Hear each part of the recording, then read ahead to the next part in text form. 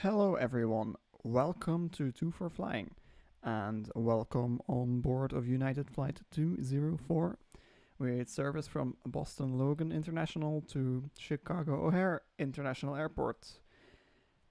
Today we are flying the Airbus A321 in X-Plane 11. The model is by Tolis. It's a payware aircraft you can get on your usual X-Plane stores. So I would like to welcome you all on board. And we are currently about to start our APU. So all of our passengers are on board. And we have set up our flight computer. And we are about ready to get our pushback. So let's get our APU started. So we'll go APU master switch on. And while we wait for the APU flap to open, I am going to give you a short briefing of what our plan is today. So today we are going to be flying from Boston, the east coast of the United States, taking off runway 27, flying the Highlands 5 departure, then going en route to Chicago in Illinois in the United States, flying the Windy to arrival for an ILS runway 28 right into O'Hare. For everyone who doesn't know who I am, my name is A2 for Flying, and I am a student pilot currently doing my ATPL training, kind of in the middle between my getting my CPL and having my instrument rating. So I'm doing my instrument rating stuff, and I'm going to apply as much realism and procedures as I can to the Tolis A321 that we have here in front of us today. And I'm going to use the training that I'm doing in real life to apply here in the simulator. So as my brief introduction is done, our APU flap has opened and we're going to press start for the APU. We will continue. No oxygen masks are modeled. Cockpit lighting is as required. We'll select these landing systems in case we need to get back. The display is in arc mode and we'll go reduce the range to about 20. Gives us a nice overview of the turn that we're going to be making after departure. We are flying a completely RNAV departure, so we will be switching off these systems. QNH today in Chicago is correction, in Boston. We are in Boston is 2991. So we're going to be 2991 is selected. And our initial climb altitude on the standard departure is going to be, let's take a quick look, 5,000 feet. So we'll select 5,000 feet in here. Then we'll go over to the first officer side and set up his side of the panel. Get these switches off as well. And that's as required. Our APU is on and available, so we'll go APU bleed. APU bleed air right there goes on, and we can disconnect the external power first up here, switching over to APU power, and then we can disconnect the ground power from our EFB there. All right, we are ready to depart, so I'll cycle the parking brake to remove our gate, and we will get rid of, this should get rid of all the ground personnel as well, and then we can close all the doors. Let's close all of them just to be sure.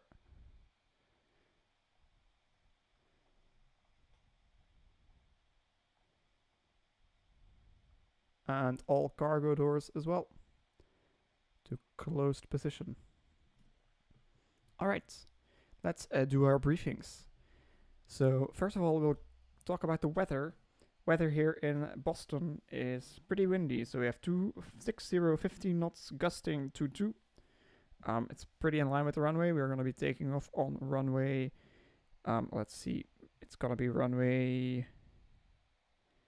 27. So it's 10 degrees off, pretty much in line with the runway, which is great, especially when it's gusting like this.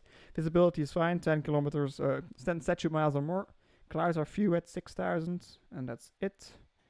Temperature 6 minus 9 is the dew point, so Good there. Altimeter we just set is 29091. And our forecast shows that some showers might be coming later today, but nothing so far. So weather here is fine. Weather en route is... Take a quick peek about what winds we're expecting. Weather-wise en route is looking like we're gonna have headwinds all the way, because we're fighting what looks like a pretty tough stream of wind. Expecting to have about areas of 110, 130 even, maybe, knots of headwind. So it's gonna take a little longer than predicted. I do have extra fuel on board. I have 45 minutes extra for this short flight. There should be plenty of extra fuel. If we check out our altitude differences in winds, is they should die down if we get a little higher. So if we encounter that the winds are too strong, we can go up to flight level 350 earlier on. So we're going to be taking flight level 320 for initial, and then a step climb to 340 halfway about at Hoser. Okay, weather en route and then weather at destination is... See, winds are pretty calm at 2608. Visibility is 10 statute miles or more. It's very cold, -12 in Chicago. Altimeter 3009er, overcast 7000, so that's fine.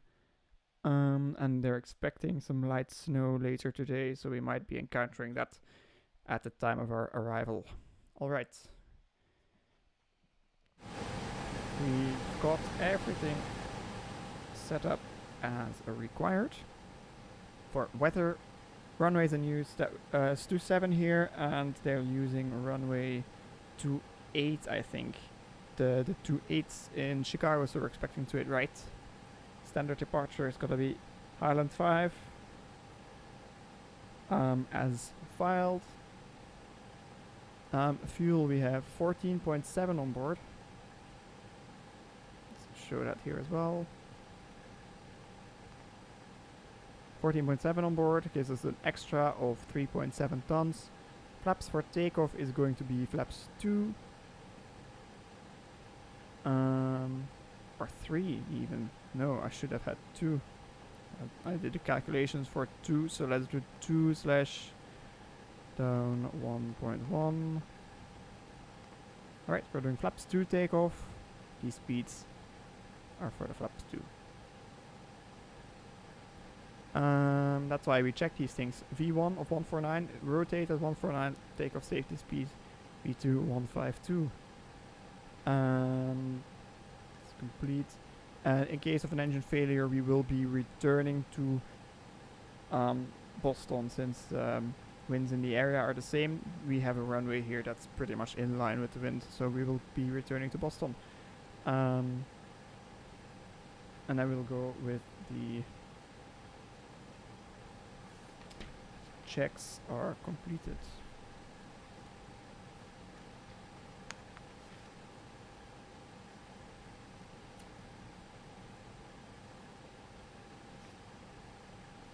Alright, let's say we have our clearance. We're not using any air traffic control today, since we're not online and we're not going to be using the default ATC. So let's assume that we are cleared for our route and we are cleared for pushback. So all of this is as required, and we'll go beacon light on because we are ready to go.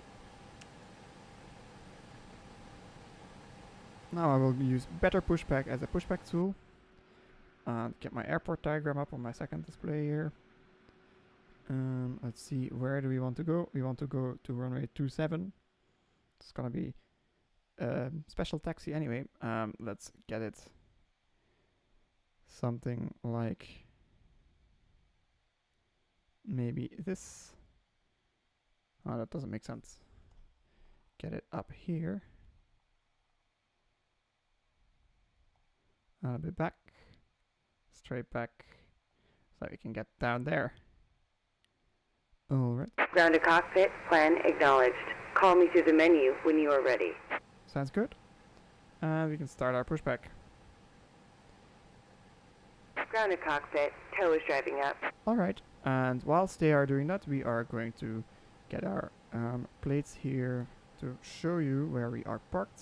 So it's Boston, Kilo, Bravo, Oscar, Sierra, airport. Get the airport diagram up here. It's where we parked. I'm gonna taxi down here, down, let's say, Bravo Charlie, and then Charlie Delta 227. This looks like a good plan. Then I'm gonna get the departure is the Highland 5 departure. Did I miss that? Ah, there it is. Highland 5 RNAV departure. And then we can see it as well. We're gonna be taking off on 27. Okay. All doors and hatches are closed. Ready to connect. Roger, clear to connect. So we're gonna fly out Kira, Globe, Herald, and then out to Highland. And then en route as filed. Alright, we're ready for that. Let's take a quick look at our pushback guide.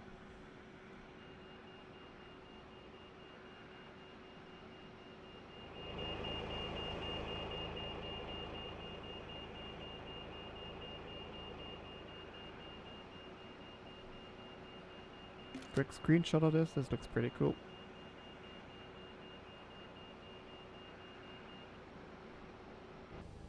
Tow connected and bypass pin inserted. Release parking brake. Parking brake released. Starting pushback, and you may start engines. Starting number 2, then number 1. Alright, we can start our engine, so we'll go in mode selector to ignition start. All engine parameters look normal. Then starting an engine on number 2. Go engine master switch to on. Monitor our N2 increase and that our starter valve is open.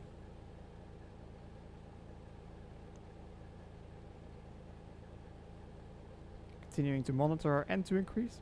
At about 21 we should be getting fuel introduced in the engine and ignition causing an EGT rise. There's about 21. Fuel flow coming in right there. We have EGT increase, light off, and we have an N1 increase. Oil pressure is also checked and no unusual vibrations. At about 50% our starter valve should close. There's about 50. Starter valve's closed. We have N1 about 20, 400, about 60. Our engine is stable. Starting engine number 1. So we'll do the same for number 1, but I'll let you see it from the outside.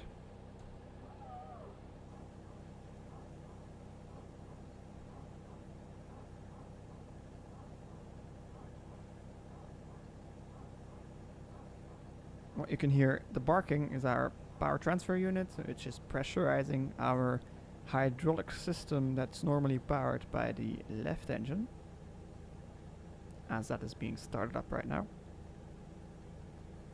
The big fan blades in front is our fan rotation. That's actually N1, what we see in the cockpit.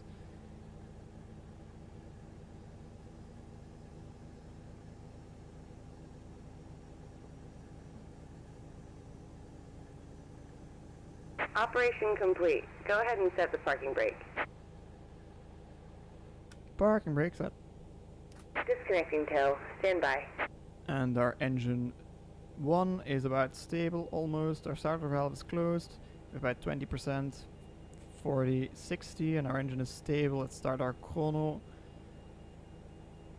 Alright, we can go APU bleed off, APU master off. Select the trim of down 1.1. So our trim wheel is this.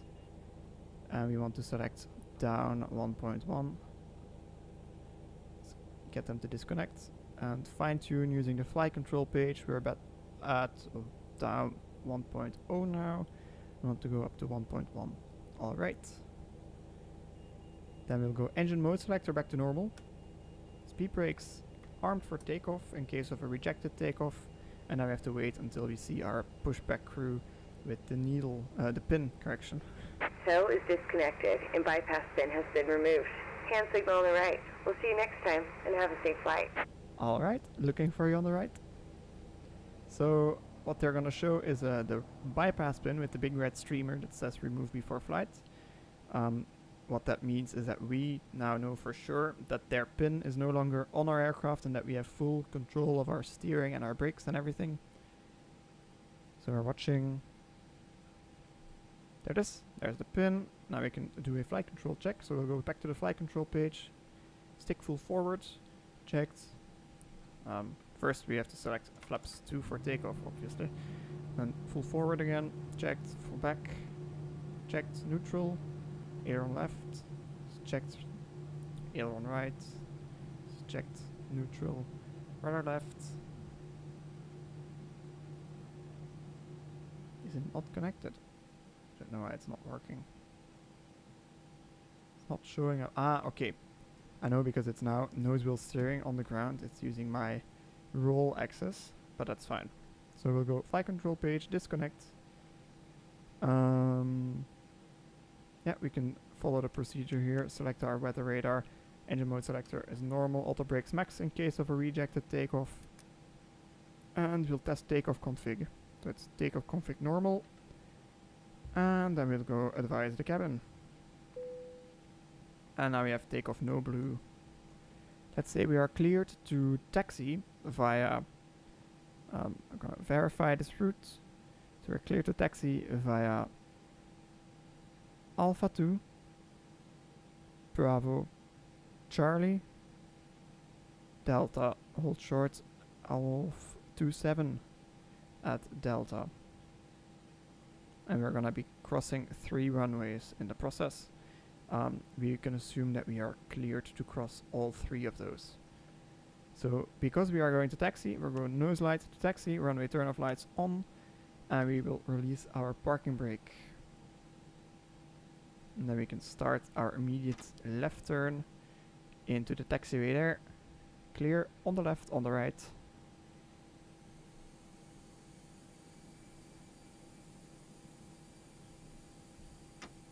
And we give it a little bit of power there, but we can reduce it back to idle once we get moving. Again, cleared on the right and on the left. We can enter this taxiway without having any traffic issues. And we'll take the first one on the right again to cross runway 4 left.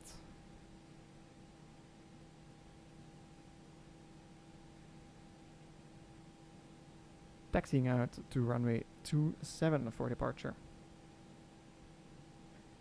I'd like to wish everyone a big welcome on board of Flight United 204 with service to Chicago O'Hare. This is 24 Flying speaking, and I wish you all a pleasant day.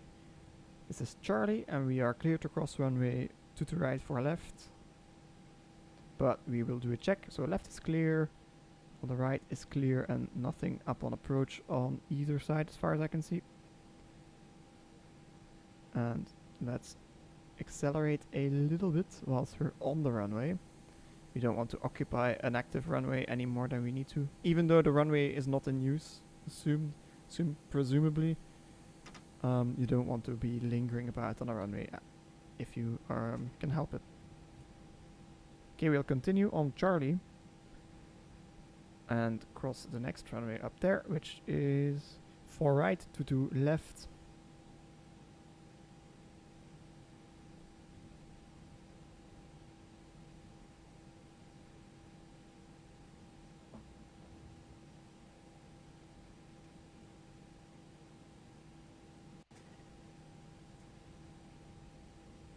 Alright, again, clear on the left and on approach there. Clear on the right and on approach there. There is something there. So it's on my screen. It was on my screen. There's nothing there. Alright, we can cross. I don't know how procedures are, and it depends per airline, I think, but sometimes you like to turn on your strobes when you're on the runway. I'm just gonna leave it like this because it's a big annoyance to be fiddling with these buttons all the time. So we'll continue down Charlie all the way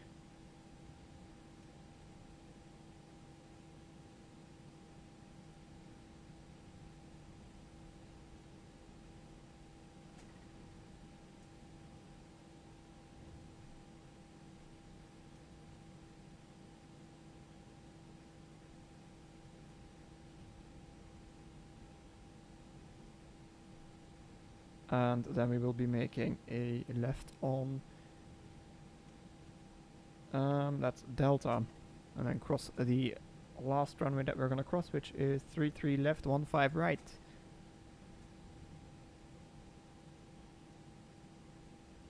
And then we're gonna be paralleling 27. There seems to be a bit of a glitch with the scenery here. I don't know why. Or is this water? Ah, yeah, that's water. And the water looks a little bit weird. I installed some special shaders. Left is clear and the right is clear. Not really shaders, it was just Lua plugin to get some better haze effects. To have less haze in X-Plane and make the X-Plane version that we are flying on today look nicer. It hasn't really impacted my frames that much. I'm actually pretty happy with the frame rate that I'm having today. It's doing pretty fine. I've been having some issues lately, but I think we got a hang of those. Alright. As we are approaching the runway, we are just going to continue and then make a right on Delta, hold short of 27. I'm going to pull up my SID chart here, my standard instrument departure SID, and I have that up and running on my second screen as well, that we can keep an eye on our route that we're going to be flying. So it's after departure, an immediate left turn heading 234 to Kira, and then following as planned. No altitude restrictions on this departure, so we can climb straight up to 5,000 and then expect our cruise altitude shortly after. That's Delta 1, and then we are gonna continue straight for Delta.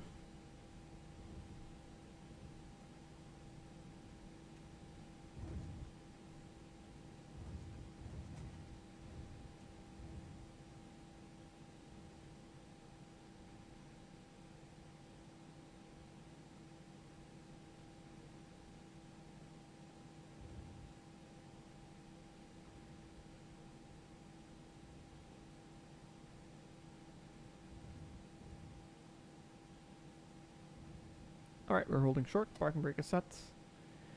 Cabin is ready. Then let's contact ATC. So let's say that we are cleared for takeoff on runway 27. So clear for takeoff runway 27, United 204. Straps go on, landing lights go on. Nose light at takeoff. Can release these brakes and get onto the runway whilst we set our transponder to TARA. Far button there. We will go our seatbelt sign on twice. And we can leave our packs on for takeoff. Alright. Let's use all the runway we have available. Reset that chrono.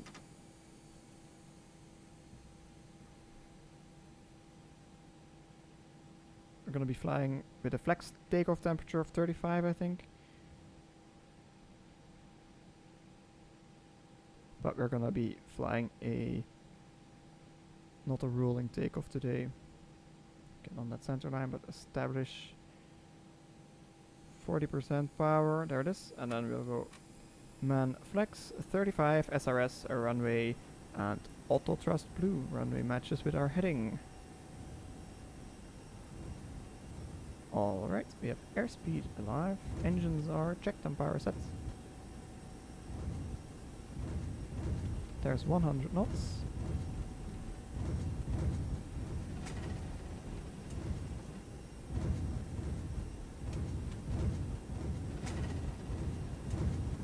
There's V1 and rotate. Oh, pretty gusty wind. Nav.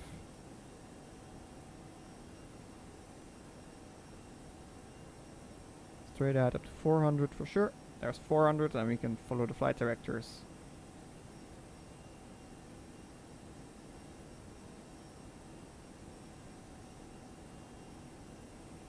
$1,000. We were not gear up. That was definitely my mistake.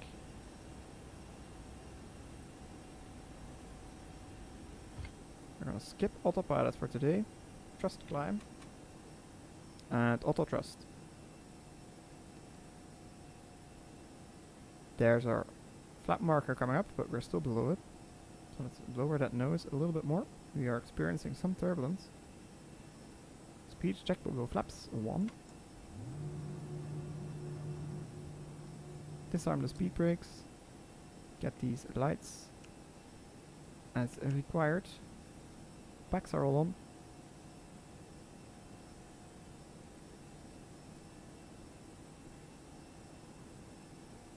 Try to fly the flight directors. It's pretty gusty wind here, but we're still flying within the operating limits of this Airbus A321, obviously.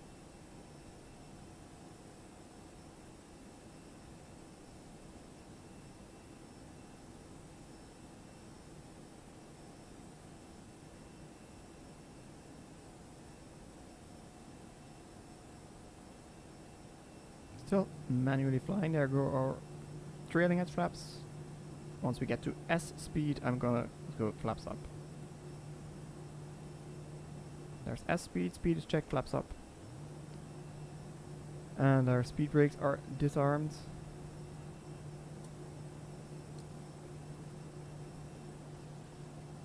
Alright, and let's say we have contacted air traffic control. So our after takeoff climb checklist is completed. So quick check of that.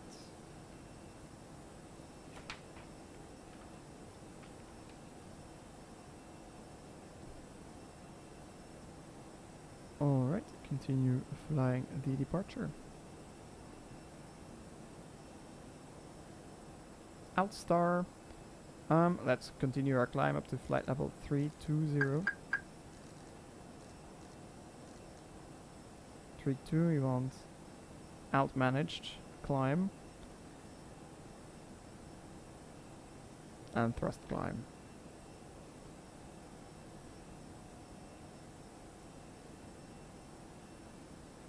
Would be normal that they clear us up straight out. Don't see any reason why they wouldn't.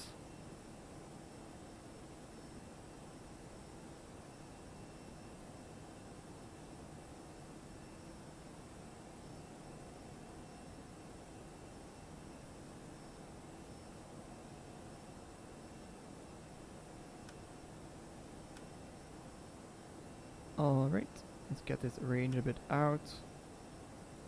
Can see more of what they want from us next.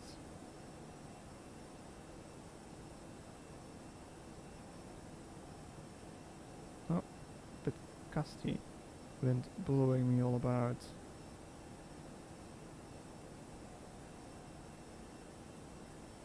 Which makes sense.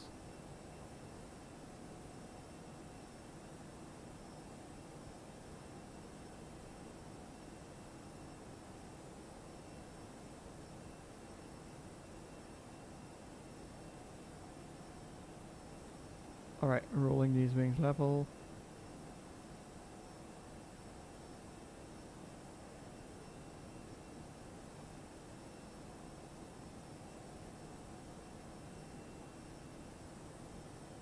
There's 8,000 feet.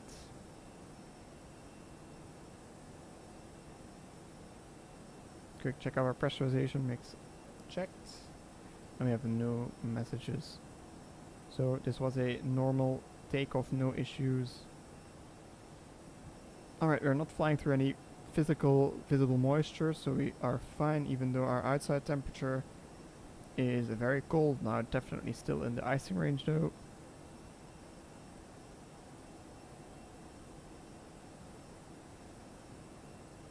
Here's our next turn.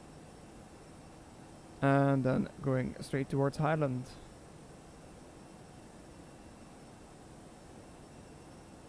Coming up on 10,000 feet, we get a prompt from our next checklist tool here. There's 10,000 feet. Landing lights can come off. And we're gonna leave the seatbelt sign on for now, because it's still rather bumpy. Flying through a little bit of cloud, so just to be sure, we'll go anti-icing on.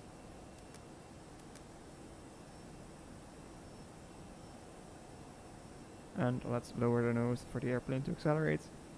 Once we are nicely established on our flight directors, we will go autopilot 1 on. There it is. Left autopilot, autopilot 1. Then we can switch off these buttons as required. Get our airports up on our display. And I can turn on VOR 1 to see en route VORs. In our FMS we can... So my secondary flight plan, I set up a different runway in case the wind shifted. So let's now just copy the active. We don't need to have that different runway in there anymore. And we'll go to performance. Now we want on the second one, we might want to have our flight plan legs up. Alright. And those are all set as required. And we will let our first officer motor VOR2.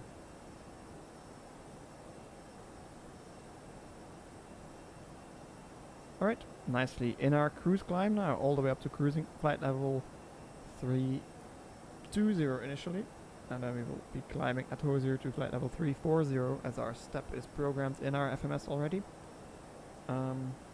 What's next is at 18,000 feet we will set standard pressure, but for up to then there isn't really that much gonna happen. So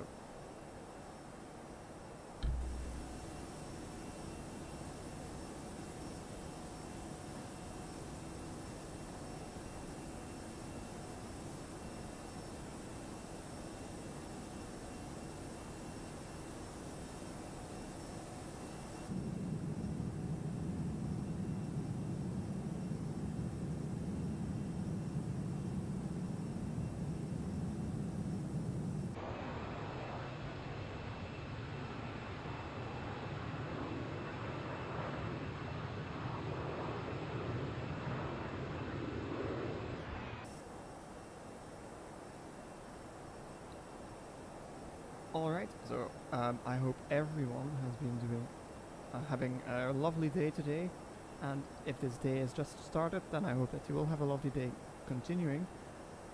My day has been nice, even with all this coronavirus restrictions currently going on.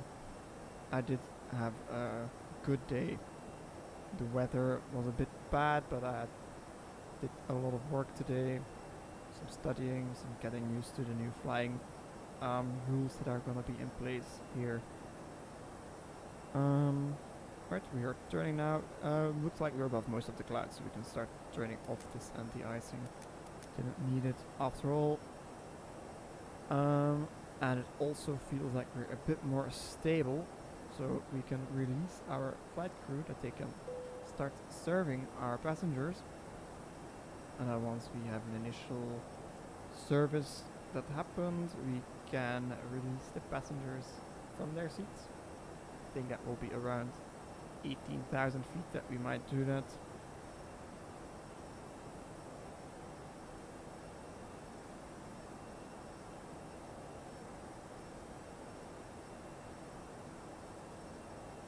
So in the meanwhile, I have been busy with using. So I'm using a MacBook computer to fly on X-Plane 11. I know it's not the greatest for flight simulation, however, that's what we have available here, and actually it's working pretty well. It's a pretty powerful machine, so it's doing it all great. However, I've been looking into getting Flight Simulator 2020 for more VFR flying, because I like to do stuff like that as well, and it doesn't really work that well in X-Plane. However, I don't know if it's gonna work. So I did install Boot Camp, and I did install a version of Windows on an external drive. So I did get that to work on the computer already, and I checked it out using a different game that didn't work on my Mac computer anymore. It's Elite Dangerous. That's a space flying game. And that worked pretty well. The performance was actually really good. So I'm hoping that it will be similar if I do end up choosing to get Microsoft Flight Simulator. I'm not sure if I want to do that because it's quite expensive. I first want to do some more research. Anyway, we're passing 17,000 feet now. So it's 1,000 to go until we have to get standard in. So we can already do that actually. Because the rule is you have to have standard baro input in your altimeters before you pass through the transition altitude. In this case 18,000 feet in the United States, and we have done that. So now this altitude bug changed to flight level 320, which is our cruising altitude, and that makes sense.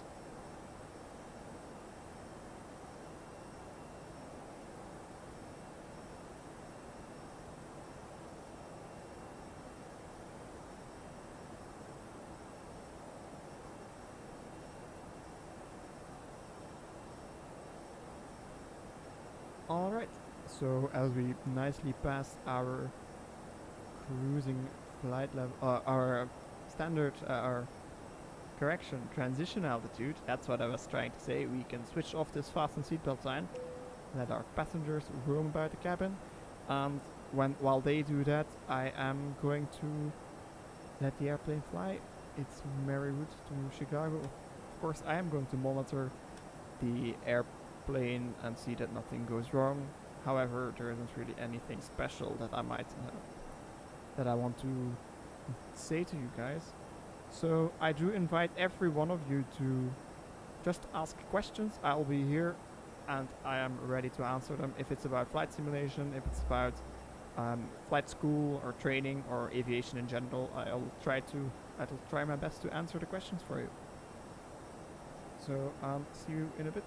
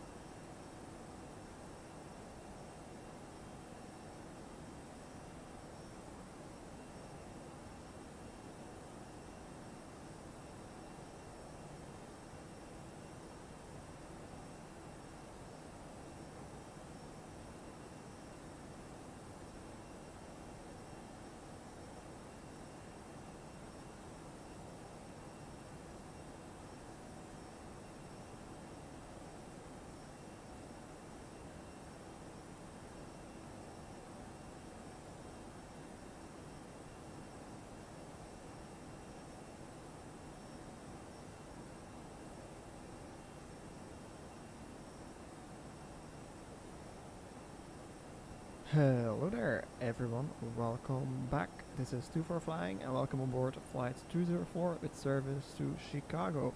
As we are currently leveling off at our cruising altitude of flight level 320, we are reading Mach and alt cruise on our flight mode annunciators. We will select below on our TCAS selector here. This will get our TCAS source, our TCAS system to look more below and above, as we can see on this handy little tip here in the X checklist. As we are currently leveled off, there is not much left to do, but wait until we get closer.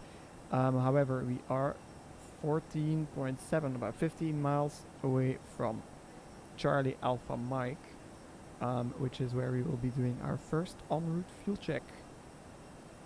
So to make this as realistic as possible, we do want to monitor our fuel consumption on board, because in the simulator you can cheat and add some more fuel if you run out. However, in real life you take off with the fuel that you have, and you have to get there to your destination or to any other airport safely with the fuel you have on board. Our A321 is not equipped to do in-air refueling, however cool that might be. So it's gonna be at Cambridge, expecting to have 12.4 tons of fuel on board, and we have 12.3 actually, and we have 12.4 on board now. We're 10 miles away, so that looks like we're gonna be about plus 0.1 on our fuel score. And I'm gonna write that down on a post-it note that I can keep track of my fuel scores throughout the flight. However, not yet, because we're not yet there. We'll see how close we are to our fuel estimates once we get to Cambridge. And then we're gonna be doing that check about every half an hour, as the flight manual expects us to. So once we get to our Cambridge, we're also gonna do a routine fuel cruise check, and I'll guide you through that once we get there. Obviously, first we're gonna write down the fuel, because that's something that we have to have timings for. So I have a post-it note on my next to my keyboard here in front of me. It also says radar vectors from the standard arrival that we're going to be doing, because the arrival is a little bit strange for the runway that we're going to be landing on.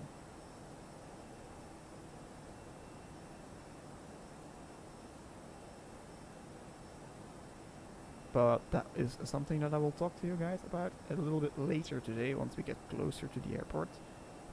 However, we're now 2 miles away. We are starting our turn at Cambridge, heading towards Page Papa Alpha Yankee Golf Echo. So we can count this as overhead Cambridge. We have, let's see, 12.3 on board, so we're plus 0. But Charlie Alpha Mike, which we are right now, it is exactly 12.3. So it's plus and minus 0.0.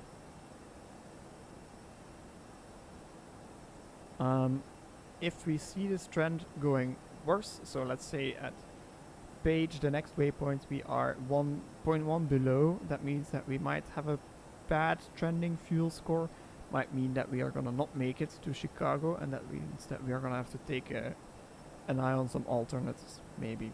However, if the fuel score evolves in a positive way, that means if at Page we have 0.1 plus or more or whatever, or it stays the same, then we're gonna make it to Chicago without any issues. That is why we do this stuff. Now, for the routine cruise check, I am going to check all the ECAM pages that are required here in the cruise. So just a brief overview here. Our engines look very normal, very happy. All this, no exceptional values, but we're gonna go in detail for our engines. So oil in the engines is all fine, pressure and quantity is fine. Then we're gonna go to the bleed air systems, no overtemps or pressures. This looks all in limits. Pressurization, we are leveled off, so there is no cabin altitude change. The delta pressure of the cabin and the outside is close to the limit but not over it. And our cabin altitude is below 8,000 feet, so we're very safe here. Then electrics, no overvolts, no overamps, nothing is out of the ordinary.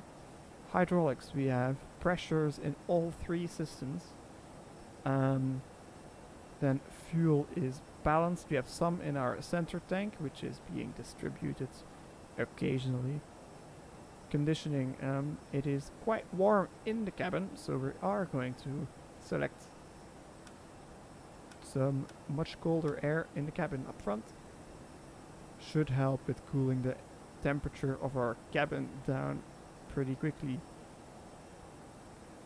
Then flight controls, no out of the ordinary flight control positions, and all our flight control computers are still working correctly. So our cruise check is completed. Unless anyone has any questions, probably the next time that I'll speak to you, we are going to be a little bit closer to our arrival waypoint. So see you guys then.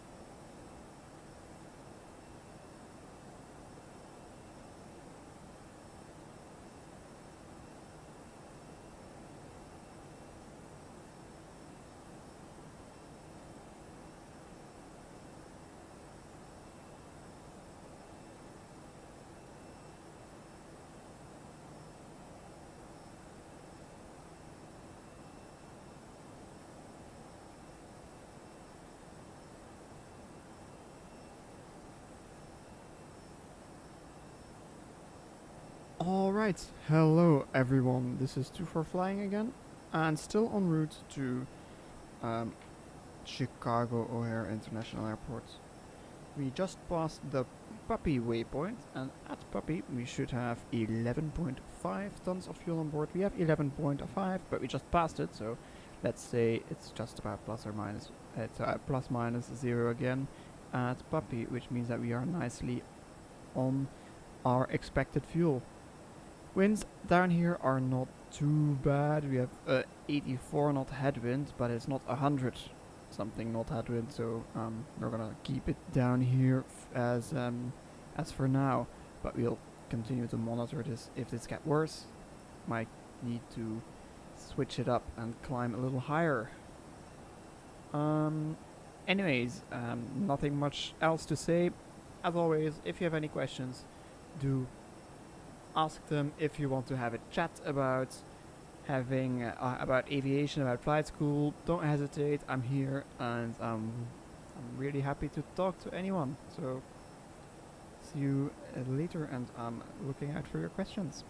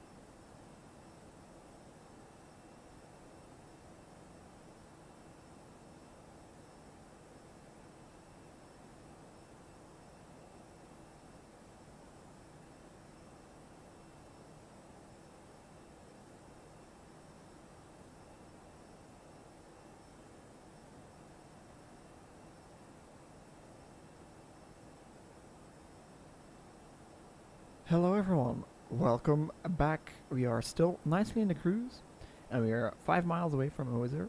So we are going to select a flight level 340 and then we're gonna start our climb, managed climb, climb mode, throttle climb, and our data is new cruise altitude 340 is correct. Say they just gave us our climb clearance and now normally we would wait until we're at the point, but yeah, we're 2 miles away. And we did get our clearance. So let's see, at Hoser, whilst we are here we will do a quick fuel check. And we should have a 10.1 on board, we have a 10.2 at Hoser, which means that we are plus 0.1 in the good trend. So fuel, no concerns. Alright. We are estimating to arrive in Chicago in about an hour. So our descent will be about 440 miles. Let's see. 2201 Zulu. So that is... We are now coming up on 2100 Zulu, so that means in about an hour and 15, according to our flight computer, we should be at our top of descent. And once we level off here, we can see that there is no visible moisture. We're outside of the freezing area. So let's continue our cruise flight. As always, I'd like to remind everyone that if there are any questions about aviation or flight simulation, please do consider leaving them for me. I can try to answer them as well. If you're watching the video, you can always leave a comment down below, and I'll get back to you as soon as I see it. Also anything non-aviation related, I might be able to answer. I don't know what kind of questions you want to have me answer. So we have Mach Alt Star and Mach Alt Cruise. We have nicely leveled off at our new cruising altitude. So as I was saying, if there's any questions, if you want to chat about aviation with me or about some other stuff, I don't know, whatever you want, just let me know and I will get back to you. Now, in the meanwhile, I will continue this flight nicely in the cruise and I will be...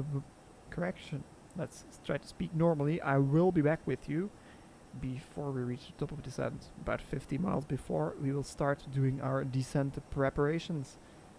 So until then, I'll see you later.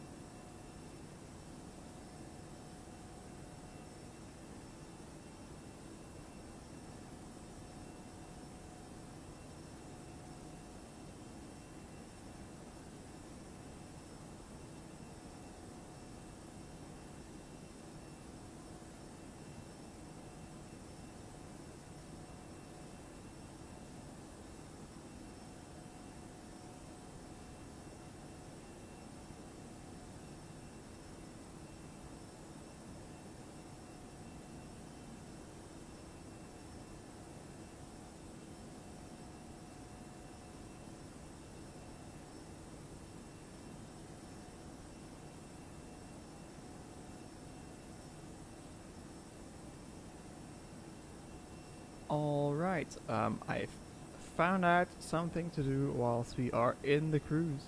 I'm going to look up some aviation news and I'm going to give my thoughts on it. So we'll go aviation news on my phone. Aviation news. And yeah, let's use simplyflying.com and see what's going on.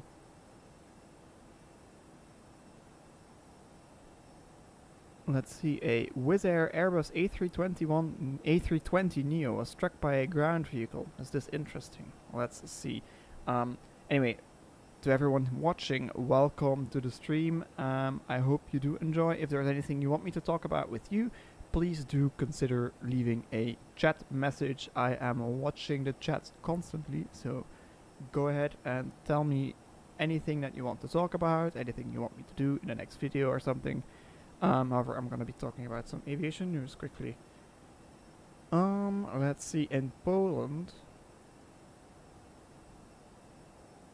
a brand new A320neo was damaged. The radome was damaged. So the front section of the airplane, I'm gonna show you. Let's give you a brief show the tour of the airplane that we have here. So an A320 is pretty similar to an A321, and we're flying an A321 today.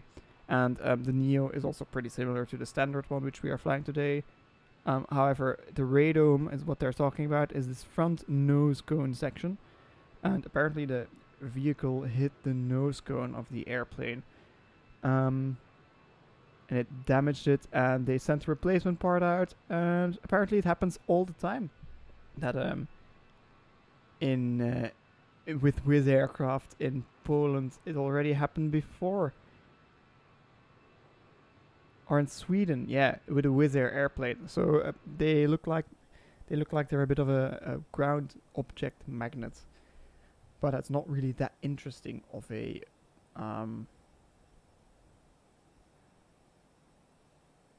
news item. Let's see if there's any more news. I'm not gonna talk about layoffs. I don't want to be negative today. Let's just be a bit positive with the news.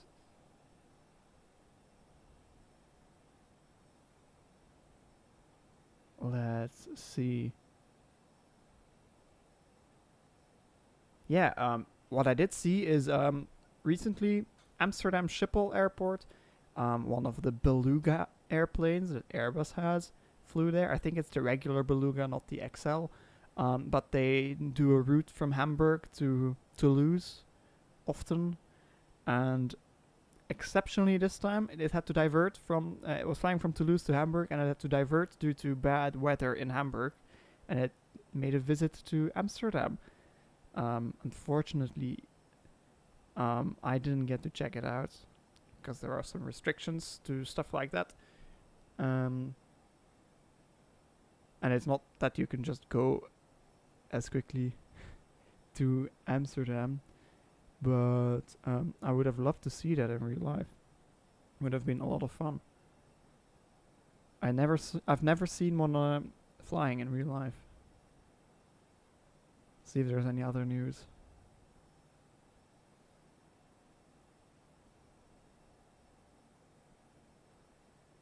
Huh.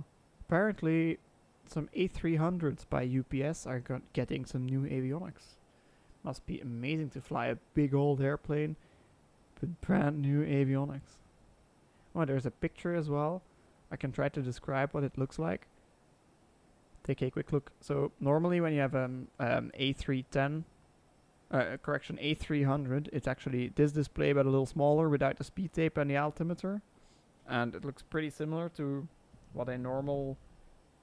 Yeah, it looks very old, like an old 767, similar to that.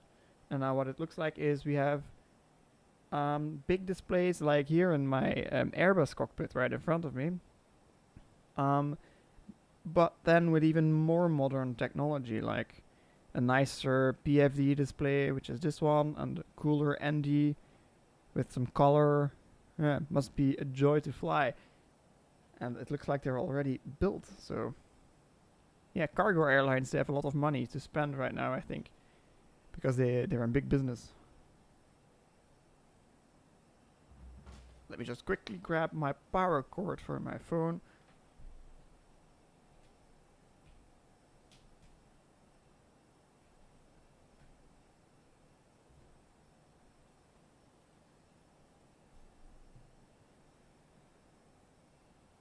All right, and then next.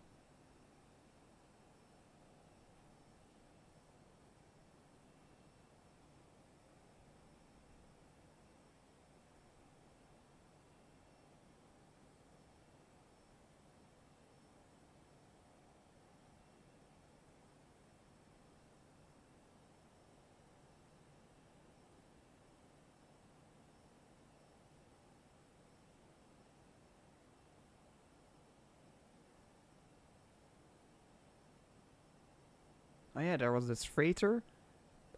It was flying from, I think it was East Midlands in the United Kingdom to Maastricht Aken Airport in the Netherlands, and it had a stowaway on board.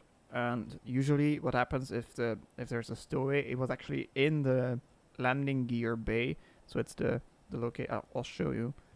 The landing gear bay is down there, where the wheels go, the wheel well. And usually, because it's unpressurized and unheated, it's not climate controlled or anything down there. The person freezes to death, unfortunately. However, this time, since the flight was so short, I don't know if you know, but East Midlands and Maastricht aren't that far apart. And actually, the person survived, and it looks like he seems to be doing better. It was actually a Turkish Airlines freighter. And it looks like he's still alive. A 16-year-old boy. And the flight before it came from East Midlands. I think it's East Midlands. Oh no, it's London Stansted. Okay, London Stansted. It's similar in distance. And the plane came from Istanbul, before that from Nairobi and Kinshasa. And the guy was from Kenya, so it probably gotten on that plane in Nairobi maybe. But they're not sure about that yet. They're still investigating whether or not the person was already on board for the longer flight, because it's a rather long flight if you're all the way from Kenya all the way over to the Netherlands before they find you. Interesting.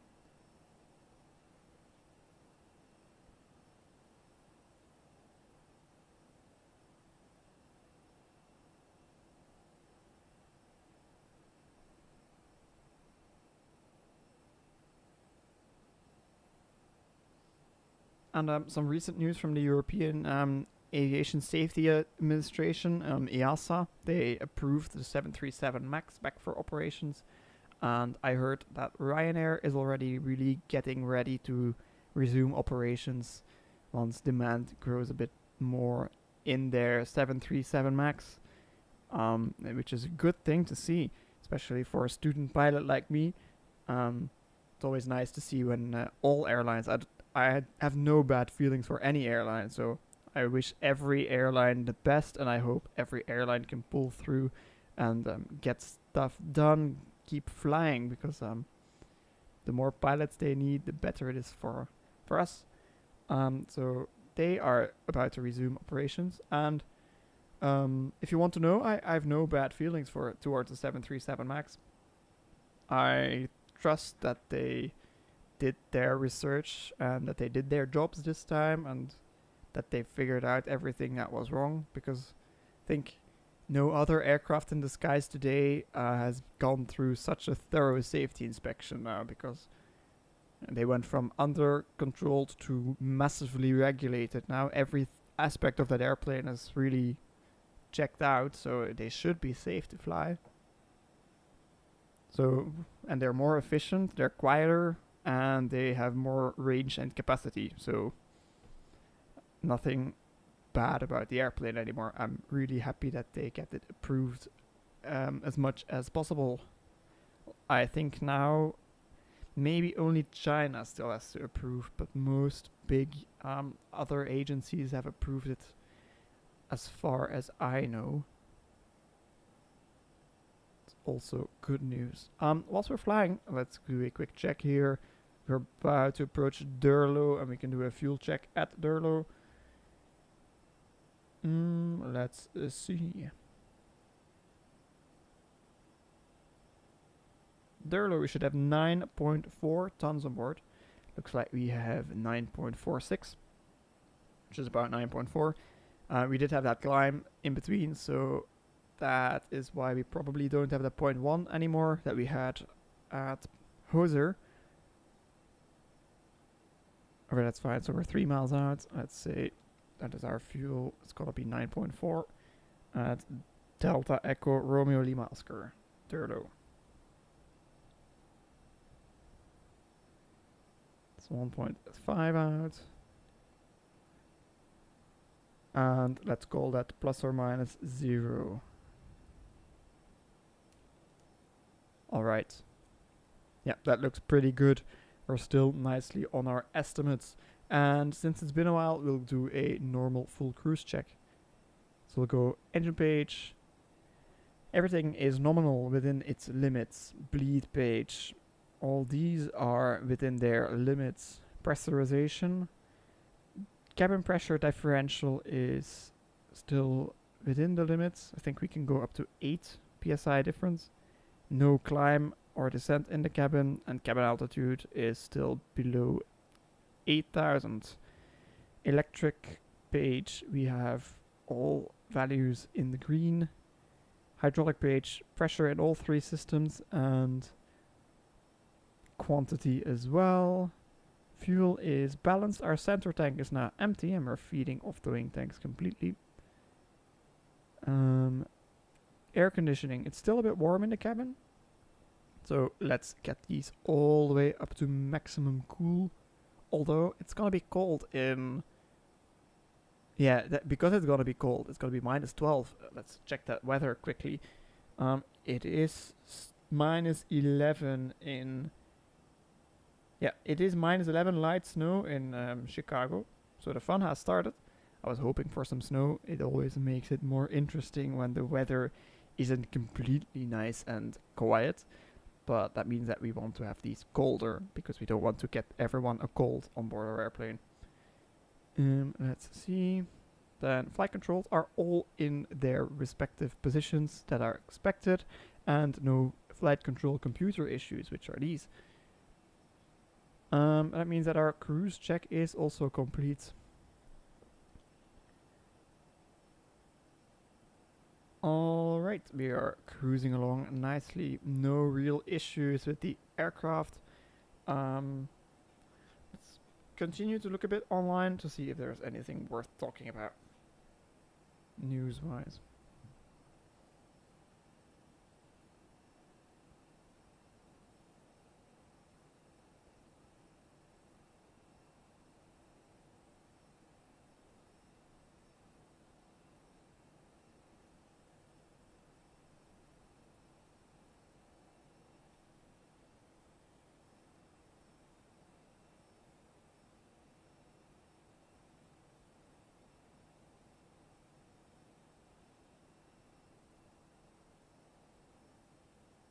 Was that some turbulence that I saw? I don't know.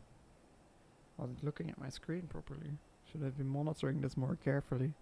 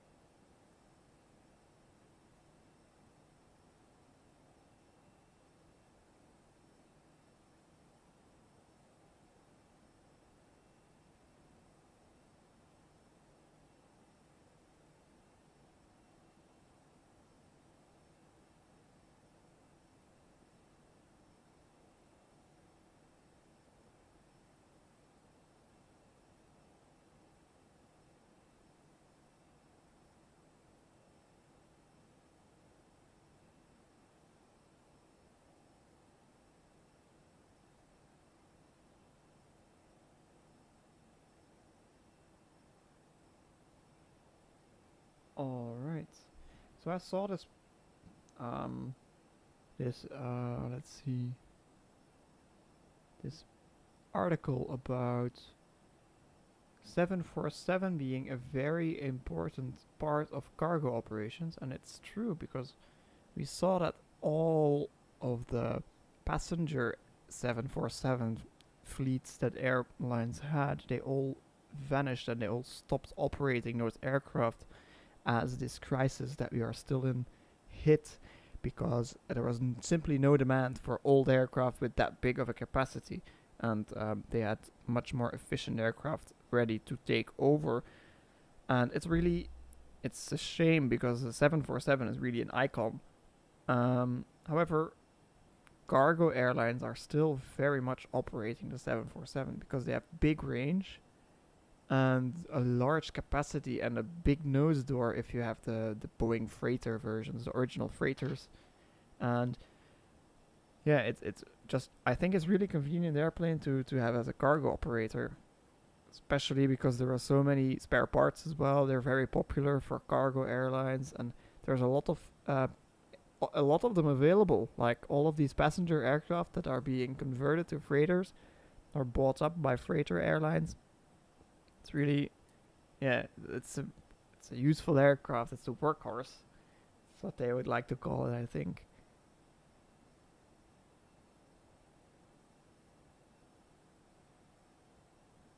It's mostly the range, I guess, when I look at this.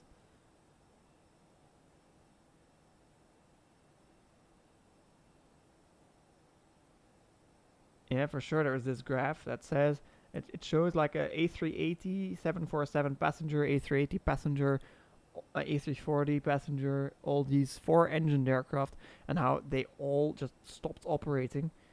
It's more than halved their global operations. And then you have the 747 cargo variants that are just, it includes the freighter 747-400 freighters and the Boeing converted freighters, other conversions, and as well the Dash 8 freighter, I think. And you can really see that they maintained level. They didn't reduce at all, because all these cargo airlines continue to keep going.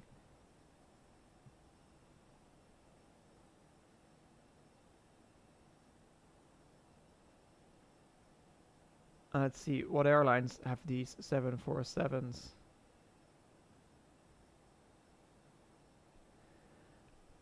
Looks like Atlas Air has most of them, but it's pretty evenly split.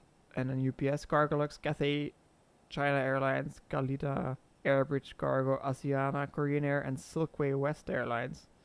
They all operate the 747 freighters, or most of them. And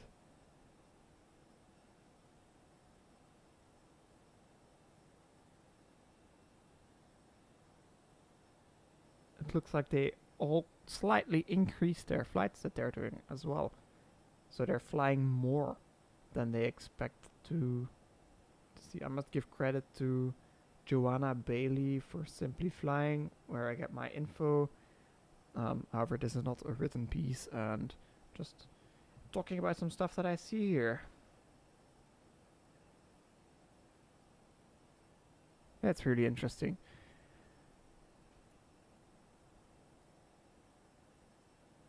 Something that's also happening is, like, I'm flying this Airbus A321 now, and Airbus have their A321 Neo long range and extra long range versions.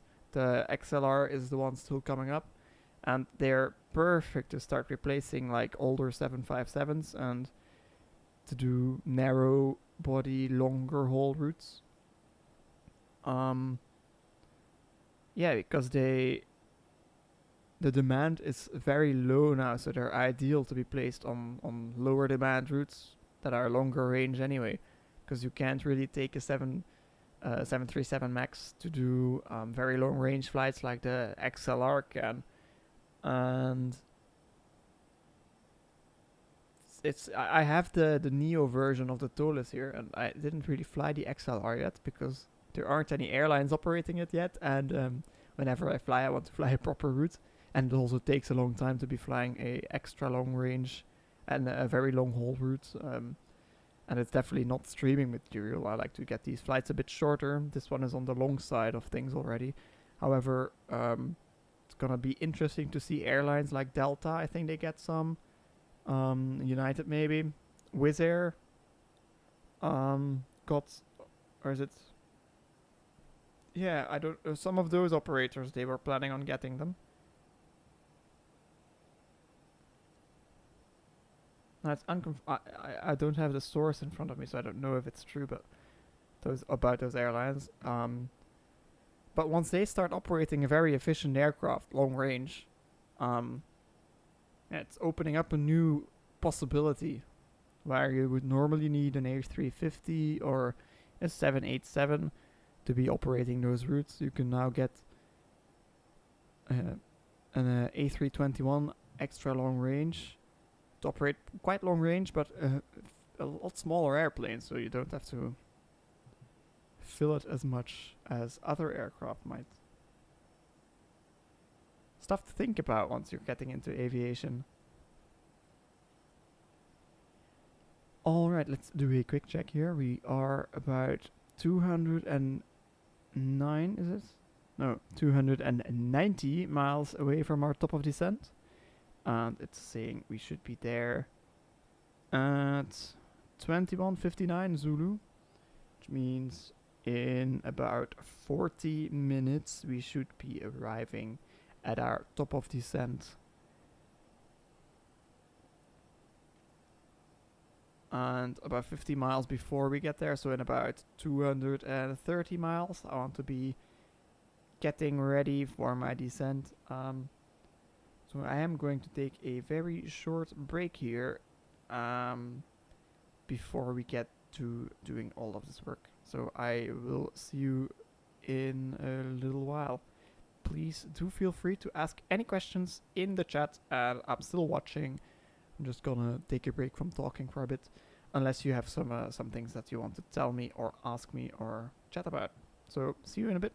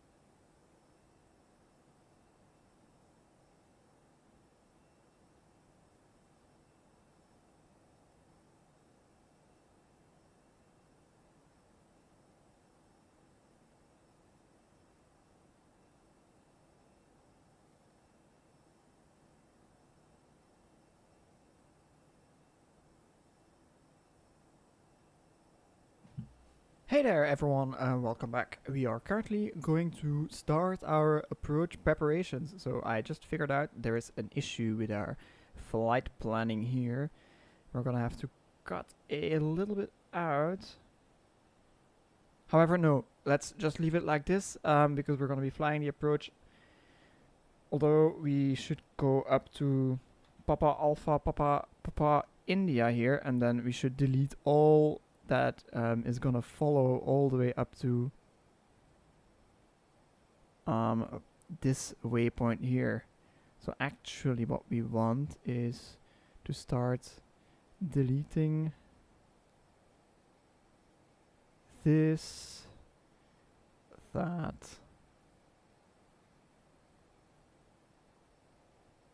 this one as well.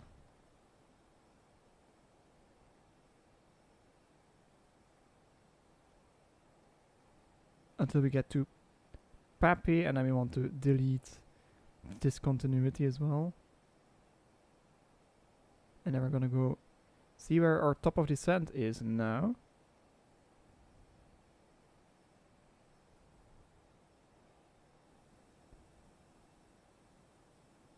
Take a quick look, 120 miles away. So we did make a change in our flight planning. So we're gonna go up to Papa Alpha Papa India, and then we're gonna radar vector ourselves to get vectors for the ILS. So we're gonna actually go direct Vogler, which looks like this, and then intercept. But we're gonna make it a bit nicer using some radar vectoring on our own, since we are not using any air traffic control. All right. So I did make this change now, and we now can see that we are actually not that close yet. However, in about 30-40 miles, I might want to get ready with all this approach data. And I have some news. I did take a look at the weather already, and currently in Chicago, we are having 2.5 miles visibility, light snow broken at 2,700, overcast 3,600, and temperature is still -12. So it's very, very cold. And visibility might reduce down to 1.5 miles. And then clouds should stay high enough. So what we are expecting is still the Cat 1 ILS approach, because we only need half a mile of visibility with all the lights on. So we don't really have any issue, nothing to worry about in terms of having to fly an autoland. However, we will encounter some snow, and it's gonna be interesting. It's what counts, I guess. So with that quick update, I will leave you guys for another couple of minutes, and then we will start our descent preparations.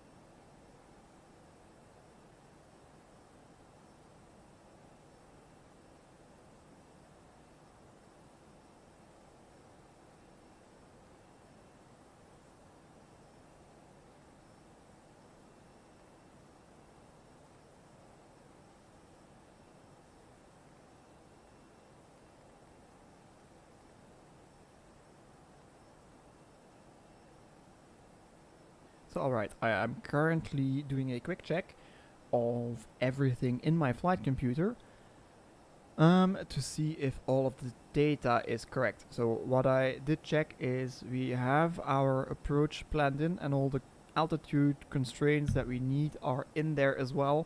And the flight computer did do the calculations for this change in routing because we are currently also flying the approach, the STAR already, so the standard instrument arrival, which is the windy 5 arrival, I think. The windy 2 arrival, sorry. So the windy 2 arrival from Flint. So we did to Emma and Altor already. We're heading towards Victory now, so we're 8.4 miles from Victory. And there is no descent restrictions or any altitude or speed restrictions on this arrival. So I did check that matches with what I have on my approach plate.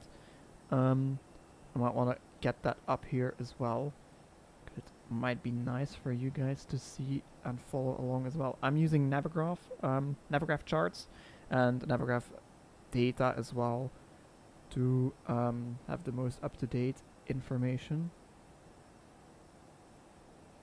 And we'll go over to these plates. First of all, we'll get this airport plate ready. And yeah, this airport, it's huge. Most of you probably already know that Chicago is a very big hub for United as well. And we are going to be flying in here and finding our way down to the proper gate, hopefully. Then get our arrival in here, which is the windy 2 RNAV arrival. And as you can see, we are on the chart here, exactly where we expect it to be. And then last but definitely not least, so we will get our that is approach plate. So we're flying the ILS runway 28 right. And we are expecting it to be a Cat 1 approach. So we're going to go 28 right. The regular plate.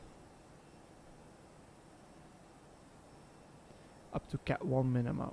That's what we're expecting. As long as the weather doesn't deteriorate, then we will be flying that approach. Alright, we are nicely on track. And I'm gonna reduce the range here on my display because we're getting pretty close to the airport already. It's always a nice feeling at the end of a flight like this to get pretty close to where you're going.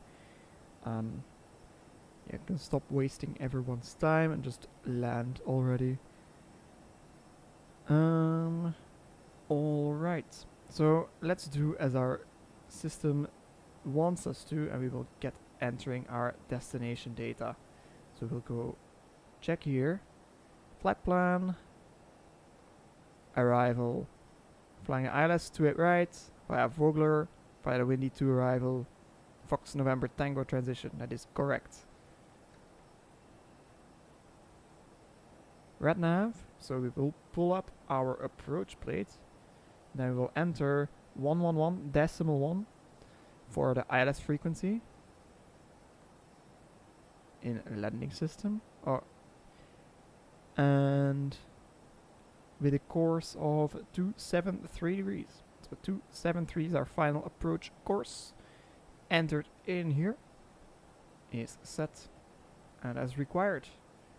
Then we will go progress page, go bearing distance 2, and that will be let's call it Kilo Oscar Romeo Delta, which is Chicago.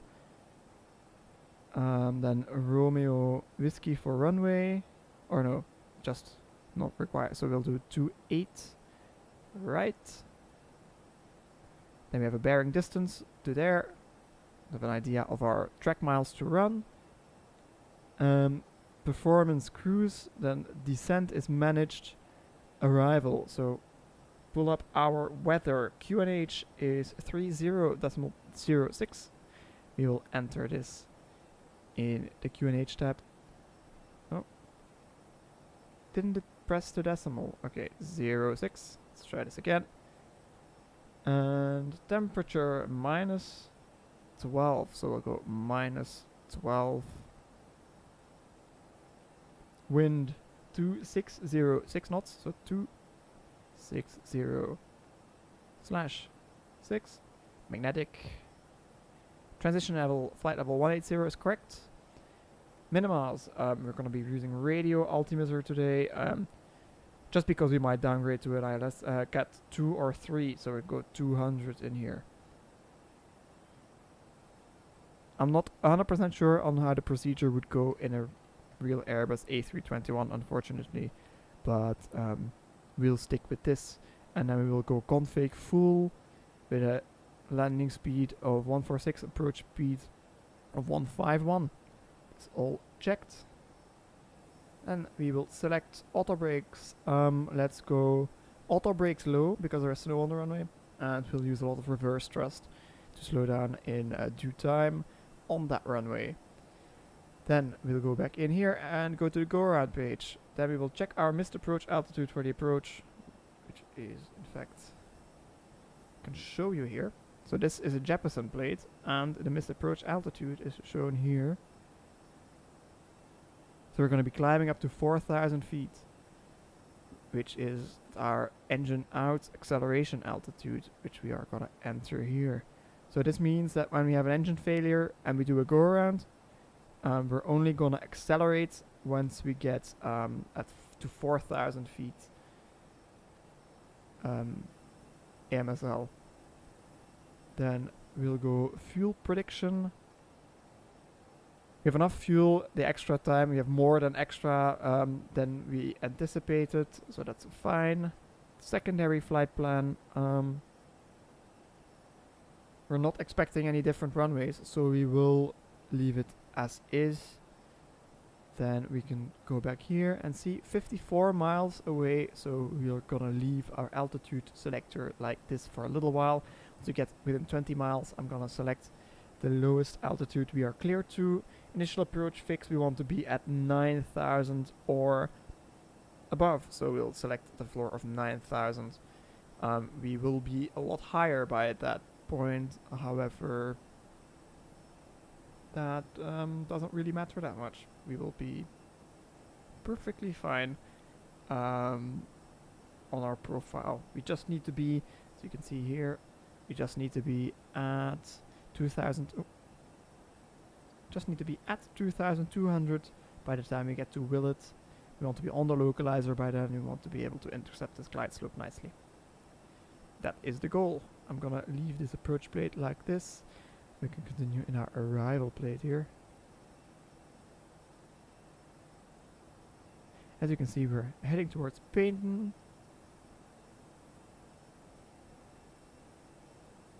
And we have everything set up for our descent. Another 20 miles or so, we will start setting up this mode selector here, our mode control panel for the altitude. And then once we get within 5 miles, the airplane likes us to do it like that, we will pull the altitude selector so that we can start a managed descent following the profile calculated by our flight control computers. Or it's the flight management and guidance computer, not the flight control computer.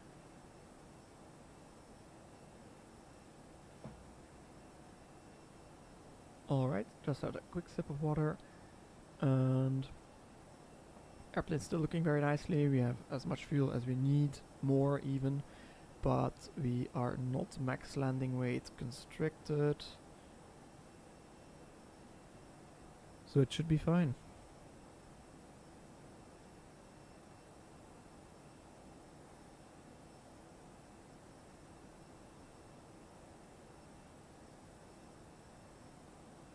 Since it's very cold, we are gonna have anti-icing on during our descent once we start getting through some clouds, so that's also something to keep in mind. And now that we still have some time, let's get my approach briefing done. So I'm gonna show you the approach briefing that I normally do.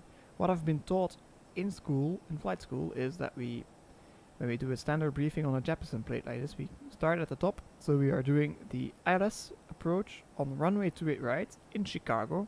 So this way we check that the runway is correct, the type of approach we want to do is correct, and we have the plate for the airport that we're actually going to, which is rather important. These frequencies, we're not using any comms today, and I have my weather from the internet, so they are not applicable. However, we do want to make sure that our localizer, our ILS frequency, is the one that we have input, so 111.1 and 273. We will cross-check in our RadNav page. 111.1 and 273 are selected. Then, this is all fine. Our minimum safe is 3,400 feet. So, if at any point we are off course or unsafe, as long as we are above 3,400 feet within the 25 miles of the airport, we will be clear of any terrain. Then we will continue down here. A brief picture of what we are going to fly. We're going to fly in from here and then just intercept. It's basically very simple. This also, I have looked at this before we got to this point, so no need to explain and look at it too detailed. But right here, this part of the briefing is important. So our minimas are 200 feet AGL, which means that it's height, and we have it in the decision height selector. We have 200. We can cross-check by going to approach. We have 200 in the height selector there. Our minimum visibility required with all the lights is a half a statute mile. We currently have 2.5, so we have no approach band. However, it is, correction, I see it's 1 3/4 now. We are still within the limits for a Cat 1 ILS, so no approach band is currently in operation, which means we can just do the approach, and the missed approach is gonna be straight to 1000, then a left turn 4000, heading 215, and then inbound to Delta Papa Alpha VOR on radial 082, and then over the VOR holding or as directed by ATC. So our approach briefing is complete. We're currently on the star, and we're going to be flying up to this point here. Then we're going to go straight out there and go in to the runway, which is there. We are taking the most northerly runway of the south runway complex. So you can see here, this is runway 28 right. We expect to vacate at about November 2, and then we're going to go November Alpha 12. And I think I would like to park over here. However, I am not sure. I think this is mostly United stuff. So Bravo or Charlie, and that means that we're gonna have to go this way all the way there. Or if we vacate November 1, we can go November Kilo 3, Tango 8, Alpha 7. It's also an option. So we have plenty of options. Right now we're 18 miles away from our point, so that means that we can select 9,000 feet in our altitude selector here. 9,000 feet is selected, and I see it here too, flight level 90, which is gonna be 9,000 feet once we select our QNH here. And as we get a little bit closer, we will set up our descent. So let's go constraint on here, that we can see our altitude constraints as well. We don't need airport anymore, although my first officer can freely monitor any alternates in the area. Let's do it like this. Get him to cover terrain. We're currently over the water, so that's what the blue stuff is. And I am monitoring weather, which is more important today. So the quick weather update, it's still -12, overcast now at 2500, and still light snow. Visibility reduced to 1 3/4. of a statute mile. What does the forecast say? The lowest that it goes is 3/4 from 2200 Zulu, which means that it's actually probably gonna go down to 3/4, but it doesn't go any lower than that, and that is still legal for a Cat 1 approach, so we're gonna be flying manually.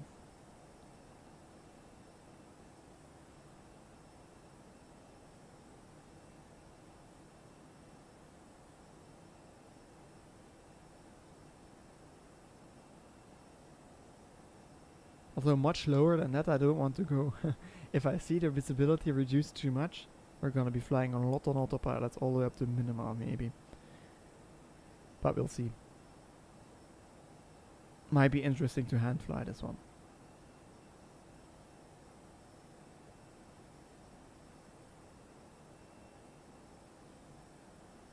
It's also funny when you look at the star. I'm gonna show you here. You actually don't have much of a... You don't have any descent profile requirements here on the arrival. And the only thing that is noted is when you do landing west, so what we're doing now on the 28s, they expect you to come from... get vectors from here. So let's assume that we get vectors to turn direct Vogler there.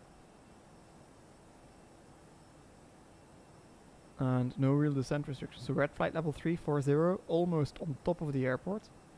We can go to our progress page quickly. We can see how far we are actually. So we'll go progress. And it's showing that we are 36 miles from the airport. It's giving me decelerate. Does that make sense? Oh, see what we did. We actually made a mistake. So we'll go descent, open descent. I was talking too much.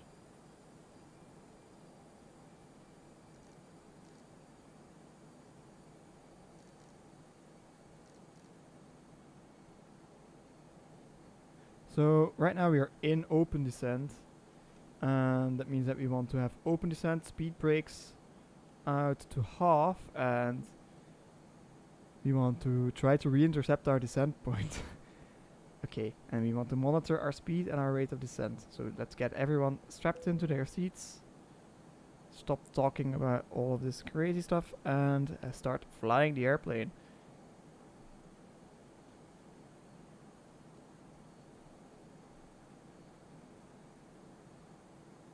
Good thing I was watching this. I was just in the wrong page. Okay, there it is. There we can reduce our speed brake again and go into manage the descent as we are about to re-intercept our descent profile. I'm actually pretty happy with how that goes. Help it there, and there it is. Perfect. Speed brake all the way back out. Nicely on our profile now. Let's just say that we got our clearance a little bit late. Always a good excuse.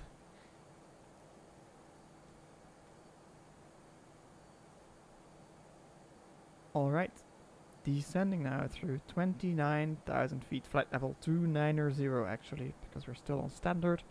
Nicely on our speed, so the flight computer has calculated that if we stay within this speed range we should have a nice descent profile. Ideal speed is marked with the magenta equal sign there, and the speed range is with the magenta lines at the top and bottom.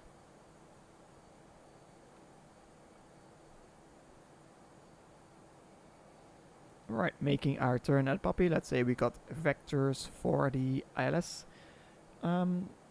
Direct Vogler.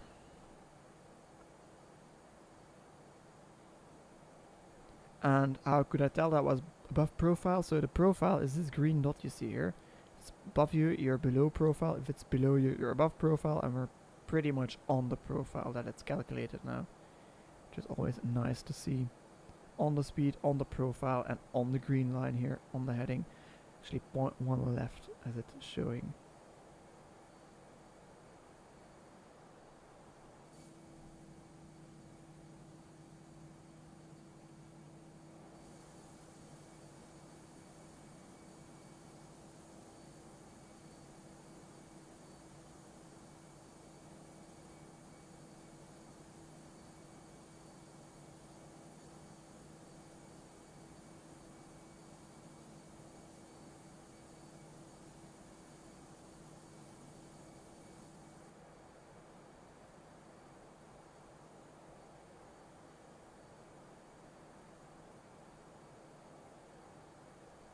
Alright, let's do a quick weather update. See. Alright, weather has decreased in Chicago again. We have 1 statute mile. Looks like they're using runway 10 left. Which is strange because the wind is completely from the other direction. We're just gonna keep using this runway because we're almost in the approach already. But they gave me RVRs for 10 left in the METAR.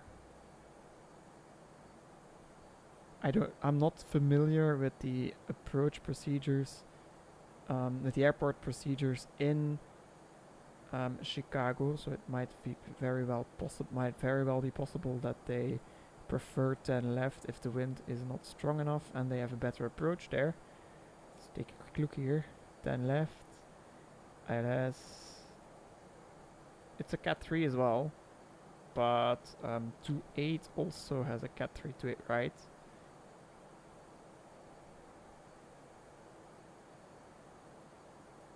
And it's a Cat 3 Charlie, so it's all the way up to no minima.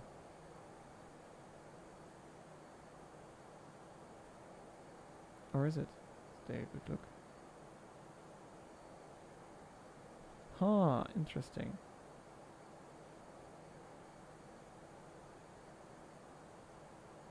I see what they did here. So it's not a Cat 3 Charlie, because we still need an RVR of 6. See, because these plates are American, it's different than in Europe. Let's see.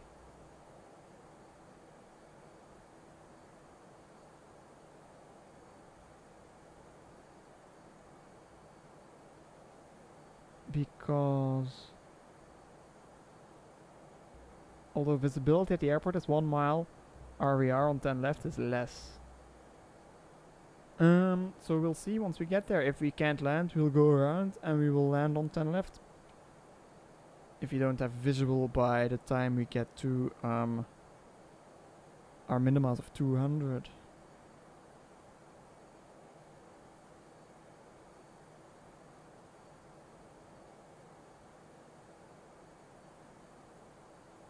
Okay, we're approaching our transition level and our altimeter is 3006, so let's set 3006 in here. And now it's 18,000 feet on our altimeter and 9,000 feet is our set altitude here.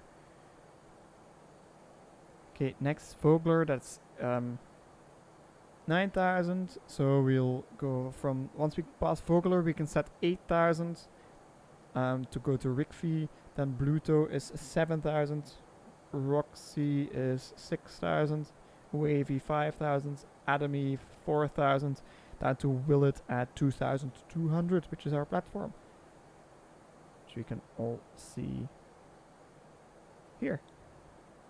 Oh, didn't mean to do that. I wanted to do this. That is what I just explained.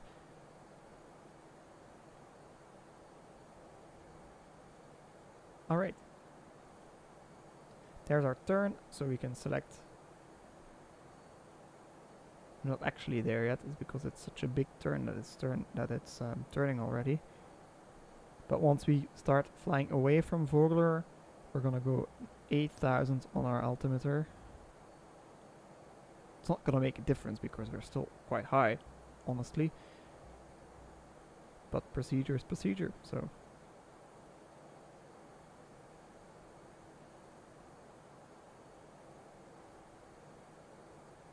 Waiting for Rigby to be on our display there.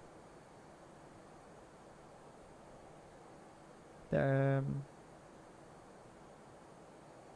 yeah, it's first modded at 9,000. Okay, so I missed one. It's still gonna be 9,000. Alright, makes sense. Because Vogler isn't actually on the profile that's down here. It starts at mod.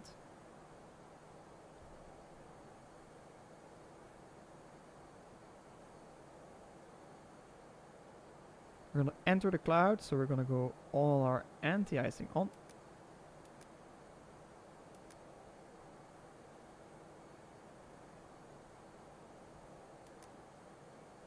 I'm not sure if you would turn the probe window heat on because it's automatic and it should be on all the time. However, on is on, so let's turn it on to be sure. In that case, and that way I'm not really that familiar with the procedure of the Airbus.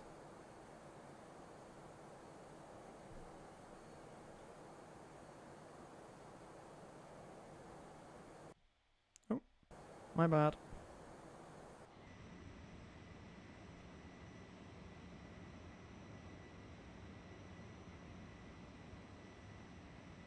One small shot for the Instagram.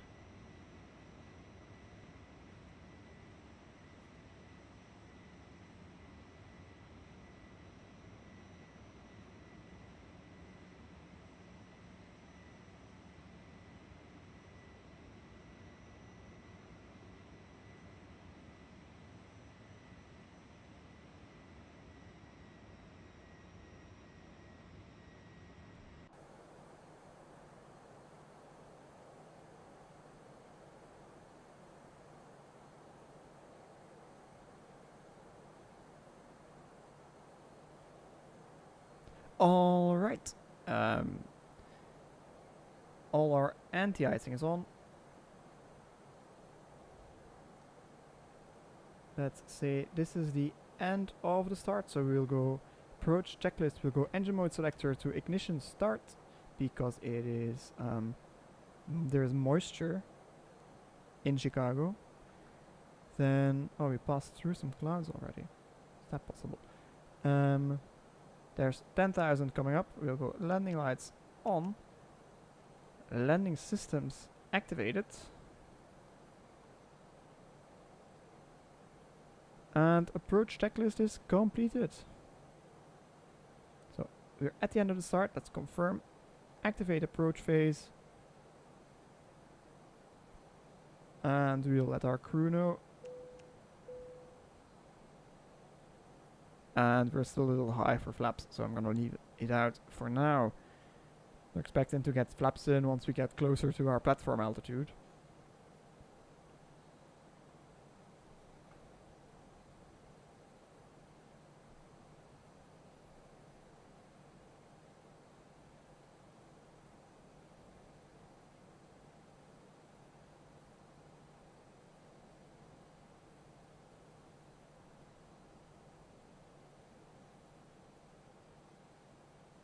Looks like visibility overall is pretty good, unless it's a very localized weather system that is gonna restrict our visibility.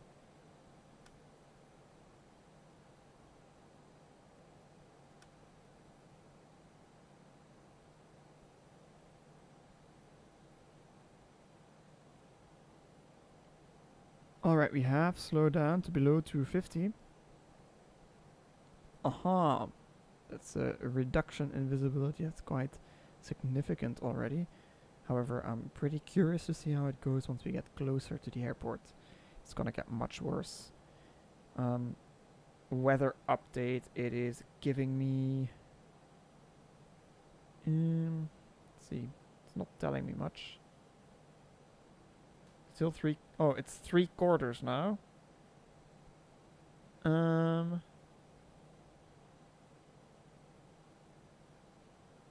Alright, that's the minimum that it was expected to be. If it gets any worse, we'll have to make a change.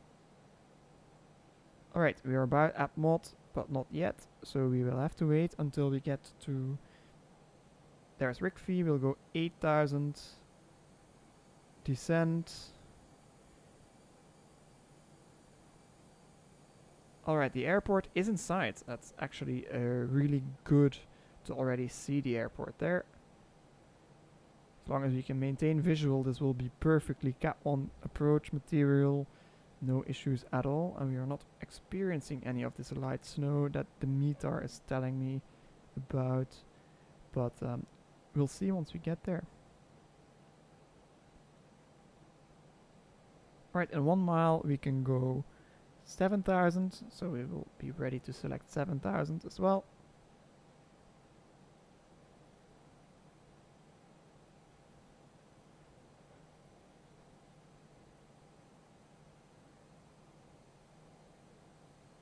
There it is, 7,000.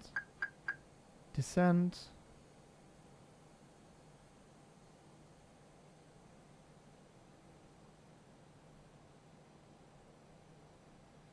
I think if you select 2,200 in the Airbus, it's not gonna bust through these altitude constraints. So don't know if this is standard procedure, but just let's start to just do that, because to set everything up manually would be a bit annoying. So the right runway of these three on the south side of the airport is the one that we're going to be landing on. As you can see now, it's having the altitude constraint from the flight computer that's telling it 7,000 is as low as you can go, even though we set up 2,200. But 2,200 is our platform altitude, and we definitely don't go any lower than that unless we're on the glide slope. So even our flight computer isn't going to guide us any lower.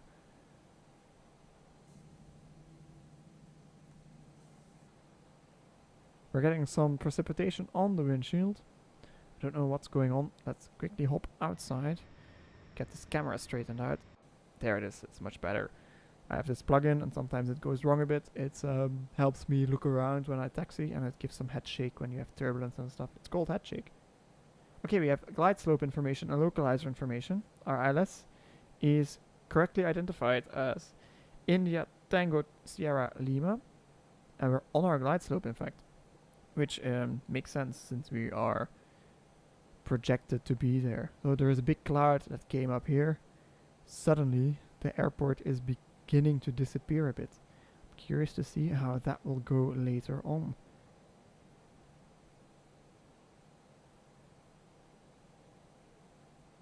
Alright, it's descending down to 5,000 now. It's nicely keeping the descent going instead of leveling off. That's a nice thing to see now.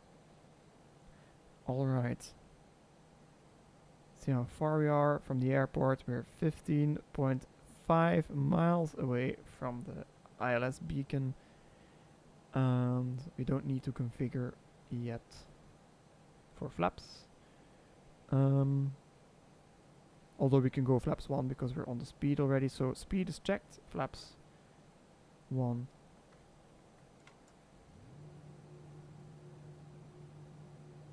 Which is only slats that deploy, so the leading edge flaps. It's really not that big of an issue in drag, but it gets us ready to configure sooner in a second as well. It's 5,000 at wavy, and we're almost at wavy. Now we don't see anything anymore. So this was what I was talking about when I was saying that we would have to wait and see what the weather would do if we got closer. That's something that X-Plane likes to do, is like suddenly you don't see anything anymore. So nicely on autopilot, and we'll see what happens when we get closer.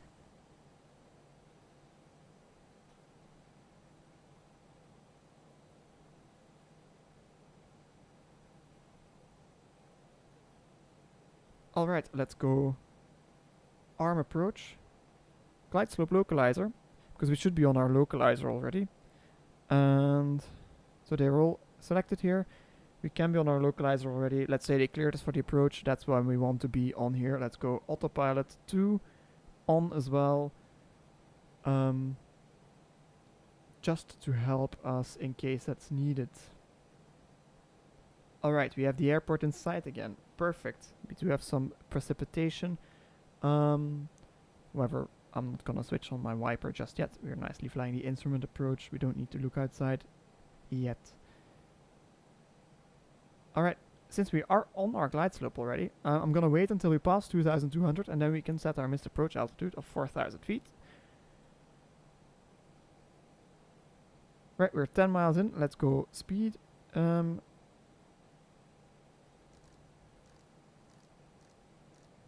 Select a slightly lower speed, then we can go flaps 2.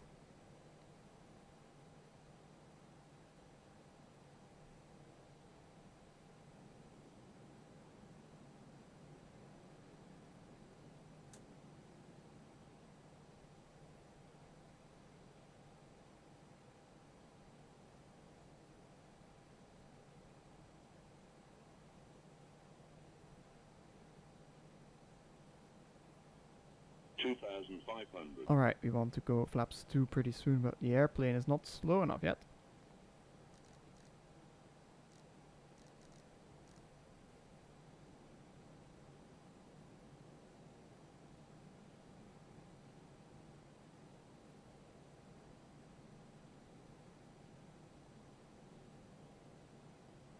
A little bit of speed brake in there. Get the airplane to readjust its... 2000. Okay, speed is checked, flaps 2. Oh, speed managed again. Let the airplane continue. We're on glide slope, we're about to intercept. Willet is soon there, which is our final approach fix. We want to be at 2,200 at Willet for our nice glide slope intersect. We are clear to land.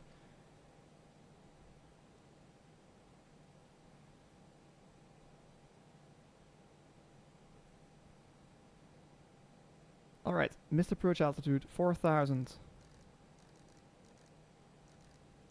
is set. We'll go gear down.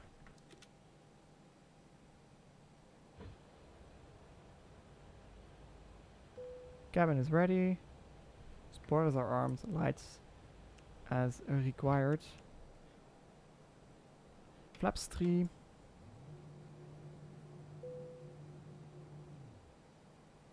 Speed is checked. Flaps full. Landing checklist is complete.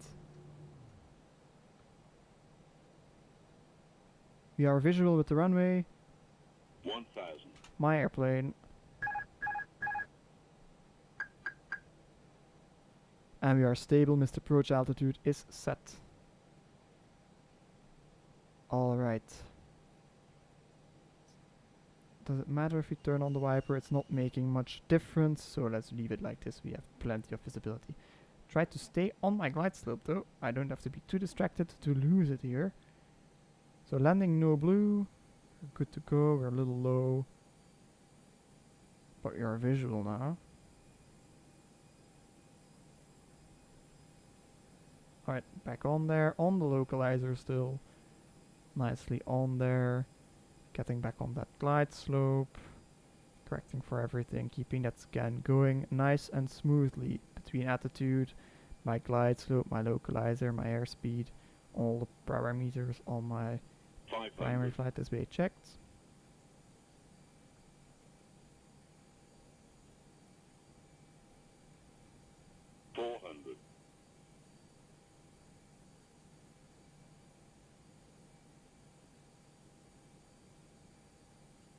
Above. 300.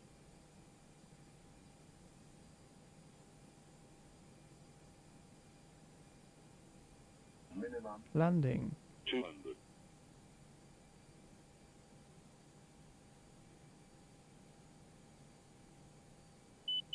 $100.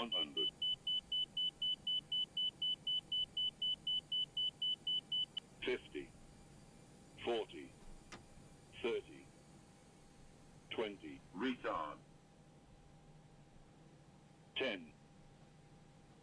5. Alright. Reversers. Green. Let's get some nose wheel steering going on here. And some mild braking.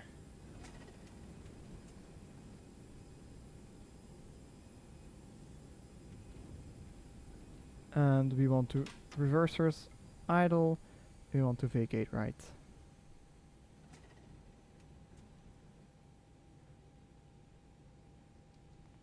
Stop that call. We took about 2.5 hours to get here. Alright.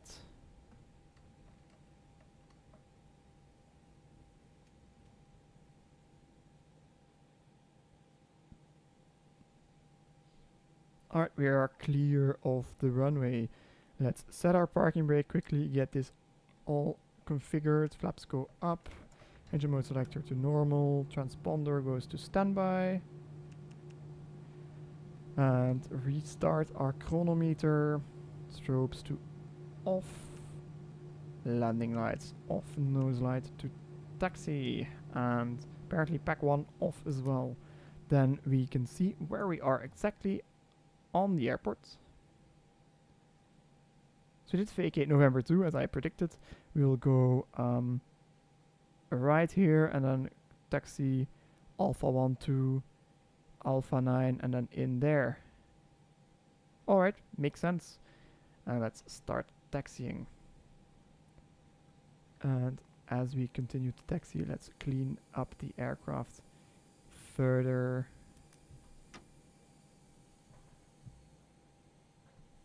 Well, can we actually... Should we actually continue on here? Apparently there is a taxiway that's not marked. Bravo continues. Alright, if that's the case, we will continue here straight and I will go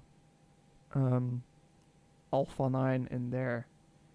Because this turn is pretty tight to make. And we want to be parked over there. Alright, let's start our auxiliary power unit. Master switch comes on. Well, the landing was pretty okay. It's definitely not as bad of weather as I expected it to be. We did lose the visibility a bit at the end, but then by the 1000 we were still very nicely visual with the airport. So no real big issues there to speak of. See if my own airport chart, it also doesn't depict this as taxiway. Strange. Let's get in here. Alpha 9. And get down there. APU flap is open. Let's start the auxiliary power unit.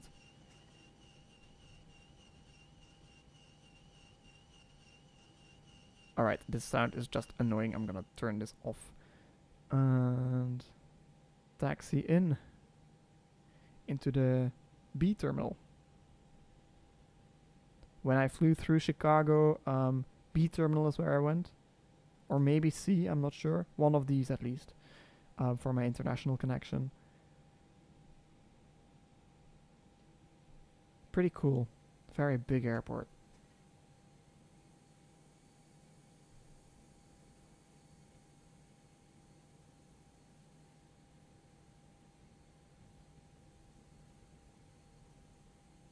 Alright.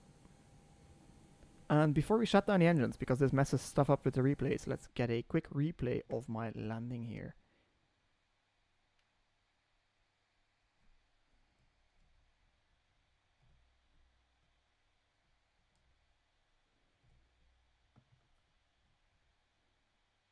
Oh, this is wrong.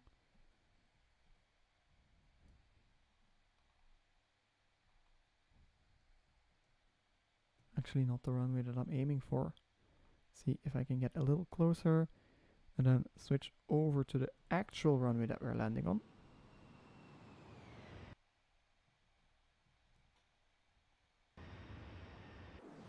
Oh, there it is. Alright, pretty high flare there. But it's pretty okay, I think. Yeah, and then get that crab out and nicely aligned with the runway. Okay. Pretty decent landing there. Then we had that nose wheel steering issue where I'm not used to having to use my controls like that. Alright. Let's take another look from the bigger picture view. Chicago skyline in the background. Nice brand new United livery for our beautiful airplane. Inbound. There's my flare, a little early.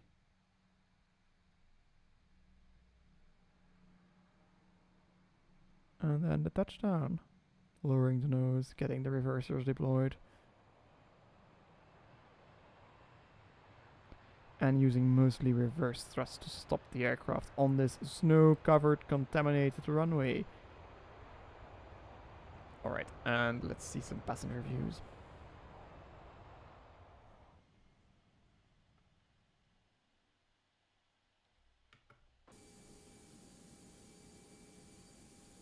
I think the bug is still here. You can see that it thinks that I touched down a little early.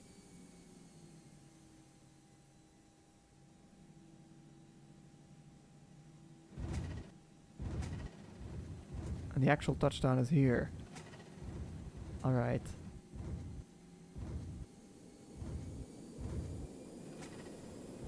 It's pretty okay, it doesn't look too violent or anything.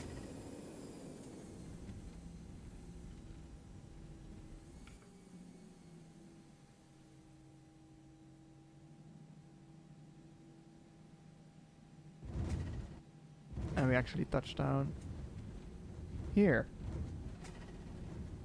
Alright.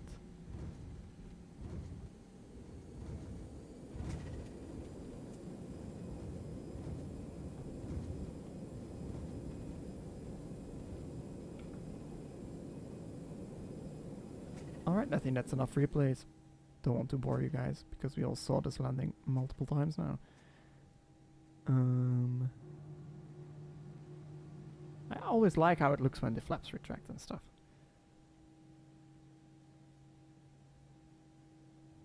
Now we should start the taxi pretty soon, yeah. Get this going and then get out of replay mode in here. Oh, and we can actually start our turn into the gate here. We can switch off the number 2 engine.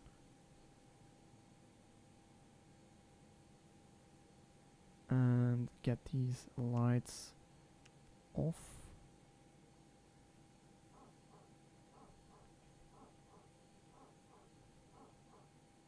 Following the marshaller's directions.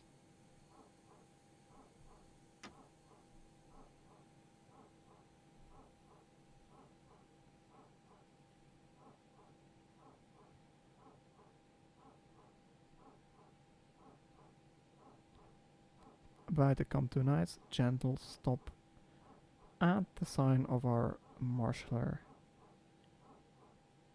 There it is. Set our parking brake. Transponder can come off. APU bleed on real quick. And then engine master 1 off as well. And then we can open the cockpit door and get the seatbelt sign off. And then we can clean up the aircraft by turning off fuel pumps, beacon light, the ground crew can start approaching our airplane. And they actually might want to do that. All we really need is those for deplaning, and then we will get our EFB up, get external power on, and everyone can disembark now. So there it is. We're gonna leave it for turnaround and turn these brake fan on as well. So well,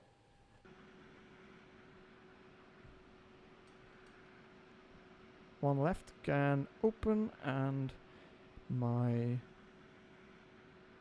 cargo doors can also open. Well, ladies and gentlemen, a very welcome to Chicago. I hope you did enjoy this flight. If you did, please like and subscribe to see more.